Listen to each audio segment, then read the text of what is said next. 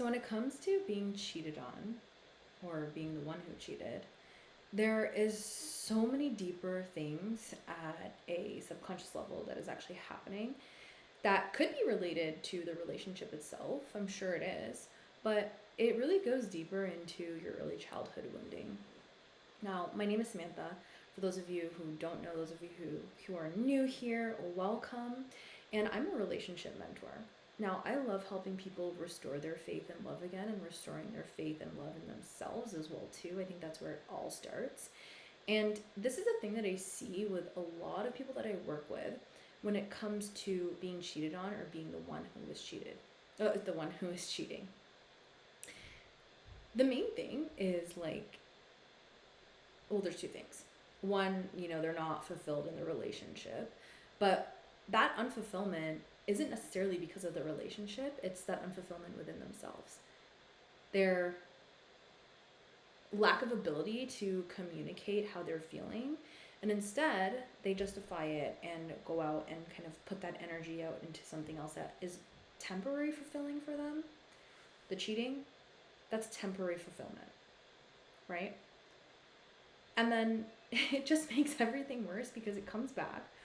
It comes back and they feel, well, most of the time they feel guilty. Some people don't, but they feel guilty. And then it just adds to this wounding that goes years and years back, whether it's from childhood, whether it's from a past relationship. And it just adds to this wound of not feeling worthy enough. That is the main core of it, is not feeling worthy enough. Not feeling good enough. Because people who feel worthy enough, they don't go out and cheat. They just don't do that. Now, of course, there's exceptions, like everything is nuanced, right? And people make mistakes. But if this is something that is reoccurring for you in your life, whether you're the one who is being cheated on or the one who is cheating, the main thing for the both of you is that it is a self-worth wound. No, you're not wrong for having this wound. We all have this wound. Okay? We all have this wound. But what are you doing about it? Are you just sitting there and beating yourself up about it? Are you just sitting there and giving chances over and over again with like the same behavior? You have to do something about it. And again, like I said, this comes back to the self-worth. So if you're the one who's being cheated on and you keep accepting this with no behavior change, well, what is that saying about you? What is that saying about how you respect yourself? And trust me, I know I have been in this position where the love feels so deep and we think, okay, this time is going to be different. I don't want to lose this person. I've invested so much time into them. I've given them my heart. I don't want to start over again. I heard someone say this, oh my gosh, and this just blew my fucking mind. This person does not have a good relationship, so it makes sense why they said this, but they said it's best to stick with, it's like a saying, I guess, but this was the first time I heard it. It was it's best to stick with the devil that you know. What? No. It's best to get yourself out of that fucking situation if this keeps happening. Point blank, period. You don't just stay in a situation because it's familiar or because you know the person or because you've been with them for a long time. And I know that this is nuanced, especially if you're in a marriage. I get it. I know it gets complicated when kids are involved. And on the other hand, I'm not married, but I've been in a lot of long-term relationships. And on the other hand, and I know child psychology too, by the way.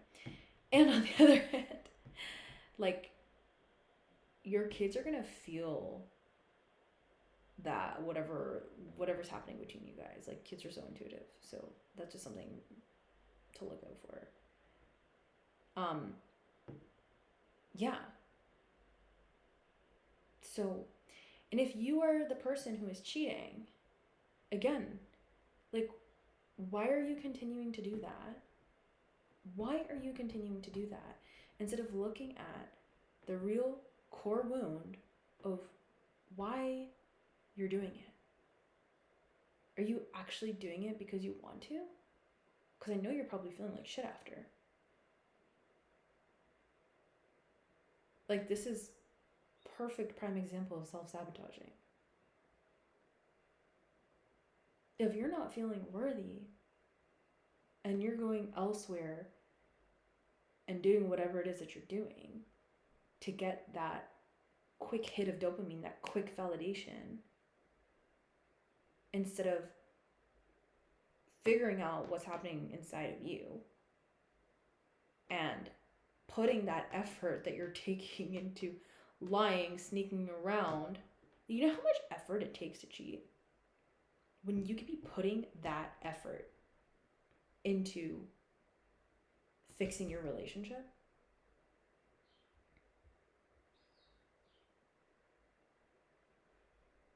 I should never thought of it from that perspective.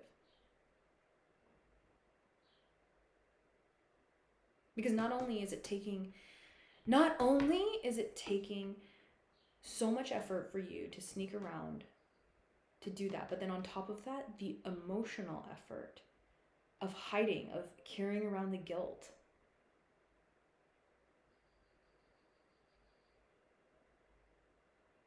So you got to get serious with yourself about this. Is your relationship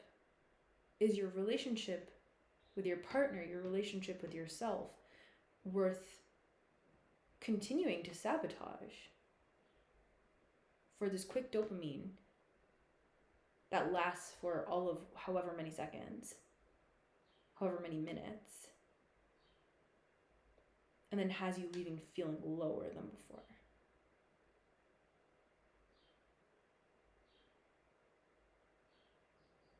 It's like classic case of addict behavior too, by the way.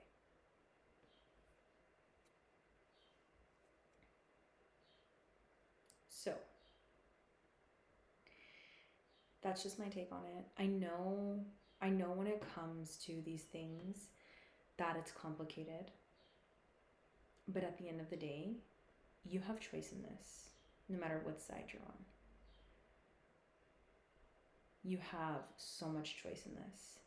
And it may feel like you don't.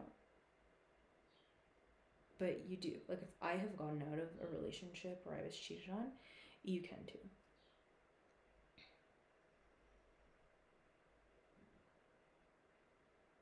So, I'm going to leave you with that. Look, it is my passion to help people through this stuff. It's my passion because I've literally been through it all in relationships. And I know what it feels like. And I don't want you to go through this on your own. You're not supposed to. So come into my one-on-ones, and especially with this type of stuff, it takes time to move through it and to really anchor back into the home of yourself.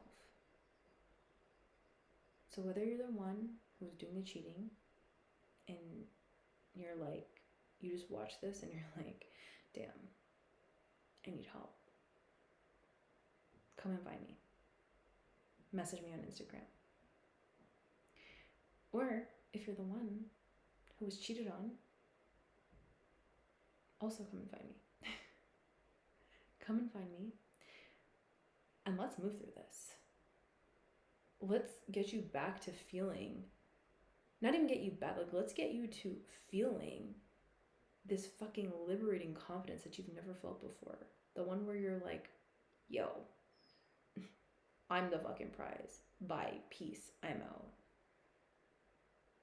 Or maybe you want to stay in the relationship and you want to work on it. And I mean, to be honest with you, I'm only going to accept someone who has a partner who's willing to work on it with them. and they've stopped the cheating, because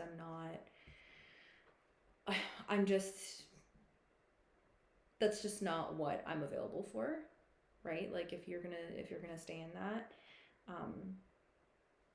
with no change behavior, then the work that we're doing, it's probably not gonna help, because you're still gonna be accepting that.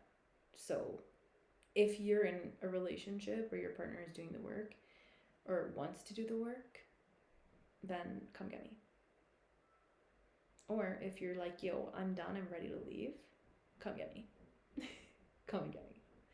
And I will fucking walk with you out the door.